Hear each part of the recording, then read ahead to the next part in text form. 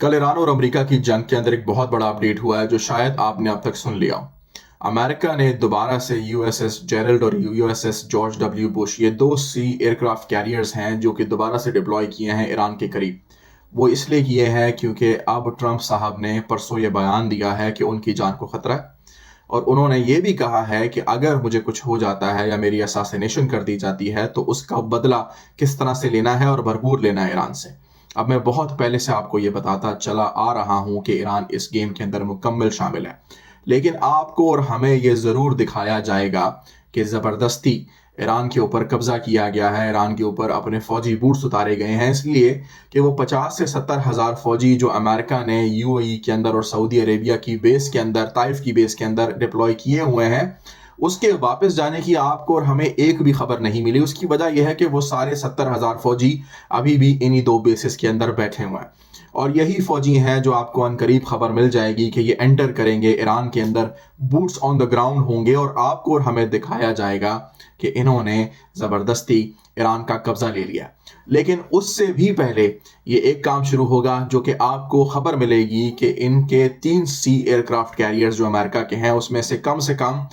2 aircraft carrier तबाह किए जाएंगे। ये उस मुकम्मल स्क्रिप्ट का हिस्सा है जो मैं पहले ही अपने व्हाट्सएप चैनल के ऊपर पोस्ट कर चुका हूं। एक बहुत ही मुसद्दिका ज़राए के ज़रिए ये पूरी स्क्रिप्ट बाहर रिलीज़ की गई है कि किस तरह से 2027 के आखिर तक ये तमाम चीज़ें पूरी करनी है, किसके लिए, ग्रेटर इजराइल के नक्शे को मुकम्मल करने के लिए।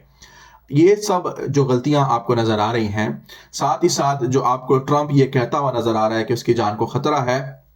और जितनी बड़ी उसने इस तरफ इमरजेंसी क्रिएट कर दी है, यहाँ पर यह किया जा सकता है कि ट्रंप खुद की झूठी मूठी की मतलब फेक असैसिनेशन करवाए और खुद गायब हो जाए और अपनी फेस रिकंस्ट्रक्शन सर्जरी करा ले, अपनी पूरी फैमिली की करा ले। एक दिन का काम है इन लोगों के लिए, इनके लिए क्लोनिंग कौन सी मुश्किल बात है। तो ये सब कुछ कराकर भी ये ईरान के ऊपर ये कर हमें दिखा सकते हैं। और दूसरी बात यह कि नेतन्याहू का काम तो आसान हो गया। अगर इजराइल को चाहिए कि उसका नक्शा जो है वो मुकम्मल हो तो उसने सिर्फ एक बंदे को एलिमिनेट करना है, उसके बाद वो तमाम चीज़ें इंप्लीमेंट होंगी जो कि ट्रंप खुद अपनी ज़बान से कह चुका है, और सारा मलबा जो है ईरान के ऊपर डाला जाएगा। असल में ईरान को एक मजबूत रियासत बनाया जाएगा, लेकिन उससे पहले उसको तबाह ज़रूर किया जाएगा ताकि आप और हम उसके ऊपर यकीन कर लें। फिर उसको जब मजबूत रियासत बना दिया जाएगा तो वहीं से वो इलाका चौधराहट का बनेगा जहां पर चौधरी साहब होंगे, जिसको आप दज्जाल कहते हैं, जो निकलेगा वहीं से।